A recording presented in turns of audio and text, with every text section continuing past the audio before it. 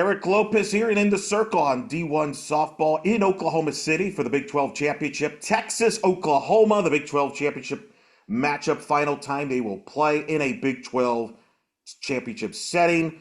Somebody that knows a thing or two about Texas, Oklahoma games, knows a thing or two about Big 12 and the Big 12 tournament. She was in the trivia. A lot of trivia, Kat Osterman questions throughout the weekend, the Big 12 tournament. Kat Osterman joining us here to talk a little Texas, Oklahoma. How you doing?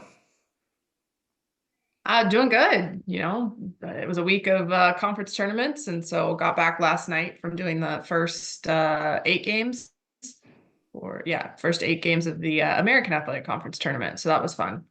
Yeah, just adding to the resume, adding more conference tournaments there. That was a fun tournament with the American up there in Wichita. But certainly a lot of the eyes are going to be at Texas and Oklahoma here tonight in Oklahoma City. Big 12 title game. Last game for both Texas and Oklahoma in the Big 12. You've talked about it when you came on earlier this year. Mixed emotions about this, but kind of unique that here we go. Chapter 4 of the Red River rivalry here will take place here in the Big 12 title game. Yeah, well, I mean, it's no secret that, Texas and OU and Oklahoma State have all been atop the Big 12 for the last few years. And so not shocked that the final championship of the tournament is going to come down to these two teams. Just sad it's the last time these two teams are going to go head to head in the Big 12. I guess I interviewed Jamie Pinkerton earlier this year, and he was, he's a purist at heart too. So just for me, Big 12 and Texas have always been synonymous. So obviously that's going to change, but it doesn't change the excitement of this rivalry, but just more this rivalry this year with how good both programs are. And both have been rolling in this tournament. Both teams have ruled both their games. Their offenses have been clicking on all cylinders. What if? Give me your thoughts here. Obviously, in this matchup, they played in Austin. Texas won 2 out of 3. That was more pitcher, really of a dominant series. What do you expect to see here in this matchup here today? Well, I mean, I think you're still going to see probably pitcher dominated, but I think both sides are hoping that there's a little more offense and some adjustments that happen. I mean, obviously, no one has any secrets. They all saw all the arms. You'd have to assume that OU is probably going Maxwell, and then Texas obviously hasn't used Lally Gutierrez yet. So it looks like that's going to be the matchup, which is, prime time for both arms. Lally Gutierrez has been clutch for Texas against ranked opponents. And, OU, I'm sure, has gone back and looked at film and what she threw when and how they need to make that adjustment. And, Texas has seen Kelly Maxwell plenty over the course of her career, both at Oklahoma State and now OU. And, but, I still think it's going to be a pretty pitcher heavy matchup. You have two really good arms that are going to go to it. But Texas has had the 1 seed or the number 1 ranking for the last few weeks, and they've been able to keep it. That was Mike White's big thing is I don't want to rent it. I want to own it. I should say, he never said me, but he wanted them to own it and not just rent it and, get it and then lose it. So they've been able to do that, which is really fun to watch. But you can never underestimate the fact that OU just knows how to win, and they know how to win in big moments. They have a very experienced core group that when their backs against the wall, more oftentimes than not, they come through. And so you can't take that for granted. And but I think it's going to be a heavyweight fight. I mean, everyone's going to have to go punch for punch, whether that's shutout innings or scoring and being able to respond to your opponent scoring. But I'm excited for it. I mean, I wish if there was a private jet right down the road I could rent because I was able to afford, I'd be up there in a heartbeat. But the 6-hour drive at 9 this morning, as much as I thought about it for a brief second, it's not that that enticing. Well, I got room in the booth if you change your mind. Although I can't provide you with a private plane, so I'm sorry. Although I would if I could, I would. But what are you going to do? Well, I don't think it's the last time we'll see these two teams match up. No, I don't think that. I think that's a pretty good, interesting guess there. I think that's a fair guess. I would say. I'm going to get you to get your old pitching coach hat on. And I'm going to ask you about how do you contain these two offenses, which are juggernauts right now, and have been juggernauts all year long. Let's start with Oklahoma's offense. They're clicking again. Patty Gasso said this week here in the pressers, she feels they're back to their old selves from an offensive standpoint. So how do you contain this Oklahoma offense if you're Texas? Oh, you have to be able to one change speeds, and I think that's the one thing Gutierrez does well is she has two or three different speeds. But two, you have to not be afraid to get inside tight to them. If you can get that tight inside strike, I think you have a better chance. Not that they can't hit it, but when you're able to mix both sides of the plate, but get high, but get in tight, you really mix it up with them. And I think that's probably the one place as a pitcher I would live for the most part. And the same thing goes when you try to elevate. And I think that's where a lot of people get in trouble against OU is they try to elevate, but they elevate over the plate. And that's when they're able to get their barrel to it and drive it. And you see so many home runs. And I go back to last postseason, Kinsey Hansen's home run off of Clemson is it's up, but it's over the plate. And so when they can get over the plate, they can get barrel to ball really hard. And so it's being able to get in and then stretch the outside corner. And I think we saw that some in the series in Austin. On the flip side with Texas is you have to take away their base runners. You know, Reese Atwood and Katie Stewart are going to do what they do, just like the meat of the lineup for OU is, but it's being able, can you contain Ashton Maloney, which I don't know how you do that. She's able to get the barrel to the ball and slap it and get herself on base on every pitch in the strike zone, I feel like. But how can you get her out as quickly as possible? And really not let them see a lot of pitches. I think they get better because as an offense, they're aggressive at the right times, but then they're also patient at the right times, and they just literally build off at bats. So it's really how quickly can you get them out, not so much just getting them out, because the more information they gather, I feel like the stronger they get. So both sides, you have to have off speed. You have to be able to hit your spots really well. And I really think whoever owns the inside part of the strike zone the best is going to keep the other offense a little bit quieter. The stadium itself, you've pitched there. Obviously, you've been there recently, watched games there, covered games there. How do you describe the stadium? Is it a pitcher's park, hitter's park? How would you describe the stadium itself? I really think it's a fair ballpark. Obviously the fence is 220 it's 220 straight around when we play internationally. I'm not sure if they keep it that for the World Series, but I don't feel like it favors one or the other. And I just think the craziest part, and Natasha talked about it on the broadcast yesterday, is just how different it's changed, or it is, because when her and I faced off there back in the 2003 World Series, which I really don't like talking about whatsoever.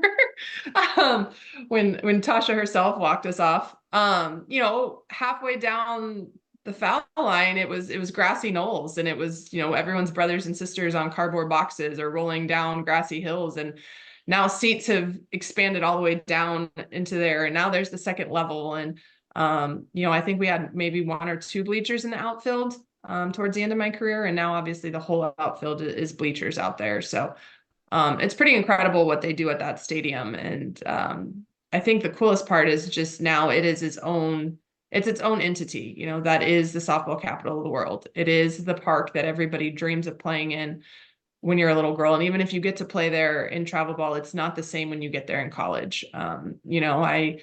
I was talking to Tegan Kavan earlier this week, gave her congratulations on her top 25. And I said, hey, when you go there for the Big 12 tournament, at some point, take a split second, not in game, but like during their practice day or whatever. I was like, take a split second and imagine that place absolutely packed and louder than you ever imagined. I said, and do that now. So the nerves and the goosebumps run up your arms. So when you get to the World Series, that's not the first time you feel those goosebumps.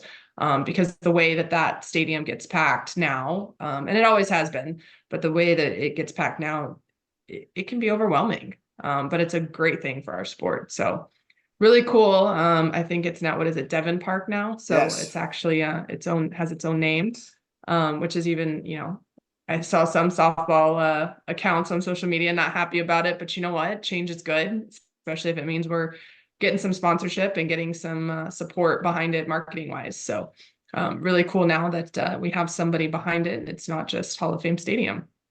The Big 12 tournament returned in recent years after it wasn't played for a while. You played in the Big 12 tournament. You won in '05, which is the last time Texas won a Big 12 tournament. Again, there was a period of time where there was no Big 12 tournament, so it's not like this is this huge drought.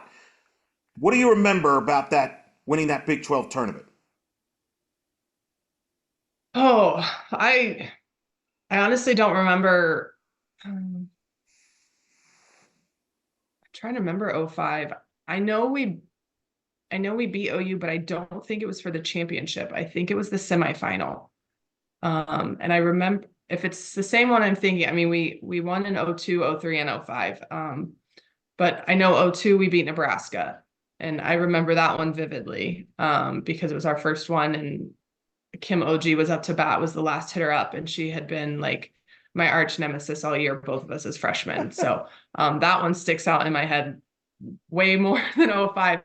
But I know we beat OU, I believe, in the semifinal. And I just remember I didn't start the game and I had to go in. And I just remember going in relief and the, it's the rivalry. You want to be in that game. You want to be throwing the punches. You want to be in the heat of the moment.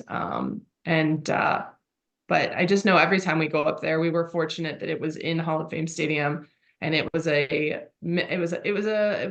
trial run. It was a dress rehearsal for the World Series. And to be able to be in that park and get familiar with it. So obviously every time we were able to bring home the crown, we were excited about it. But the Big 12 has always been a fun tournament, always a competitive tournament.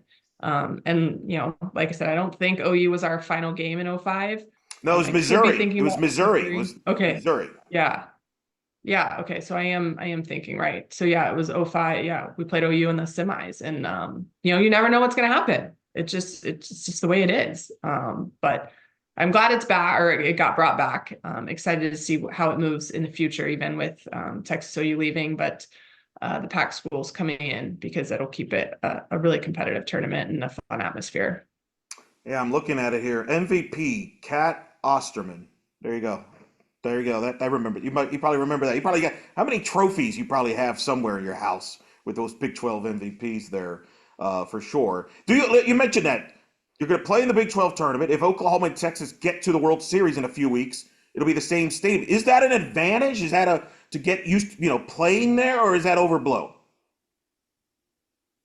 I think it's an advantage just in the fact that you're familiar with the field. So you're familiar with foul territory, the fence, things like that. It kind of feels like a home field when you've played there for 4 years. And at the time, like when you get through the tournament, it ends up being, 20 games or whatever. But it's also a completely different atmosphere when you're talking about the World Series, because now you don't just have, Big 12 tournament, you still, for the most part, just have your Texas fans and your OU fans or whoever else you're playing. Occasionally you'll sprinkle in some fans from other Big 12 teams that are there to just watch. But unlike the World Series where you have, 8 teams that are coming from across the country, so their fans are there. Plus now it's a destination.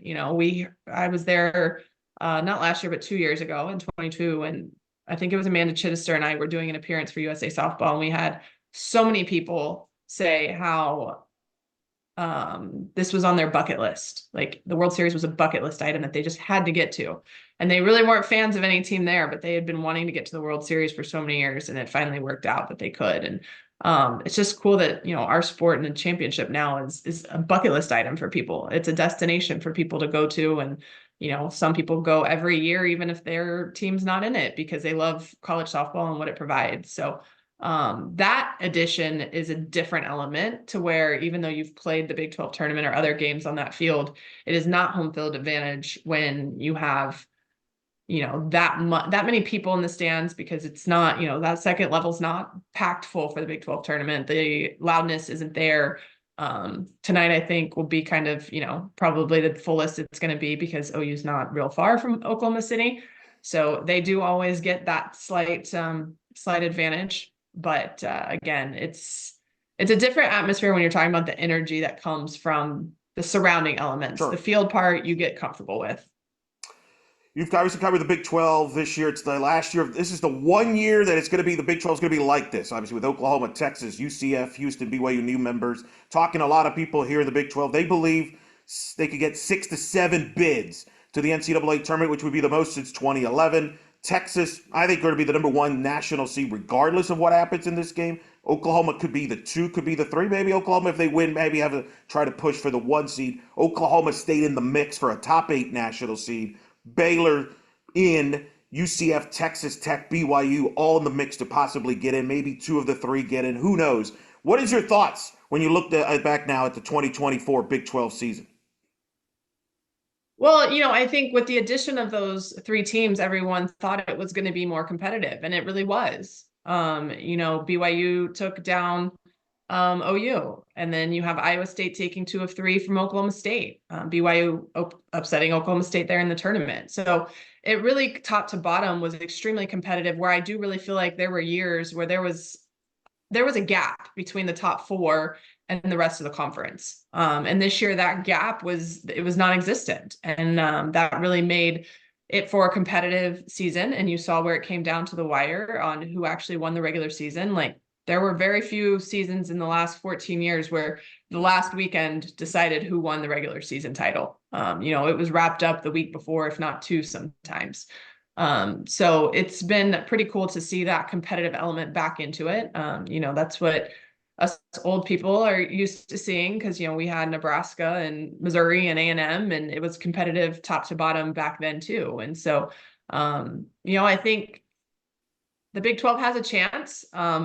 The unfortunate is you never know when it comes to bubble teams, like what on that team's resume is going to stand out more than something else.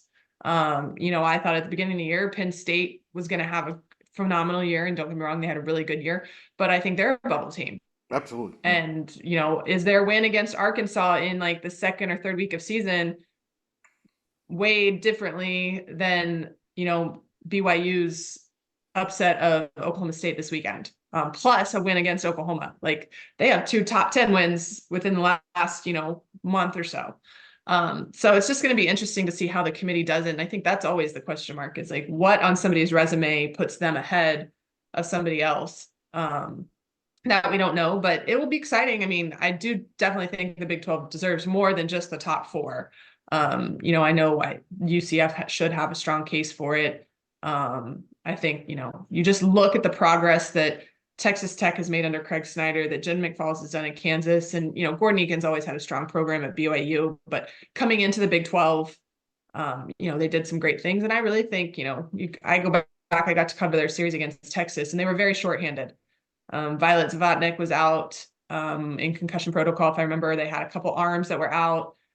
Texas had to push it to a doubleheader to get all three games in. So therefore, not even a chance for arms to come back, which I think they were slated to possibly be able to throw if they had extended it, if it had stayed on schedule till Saturday.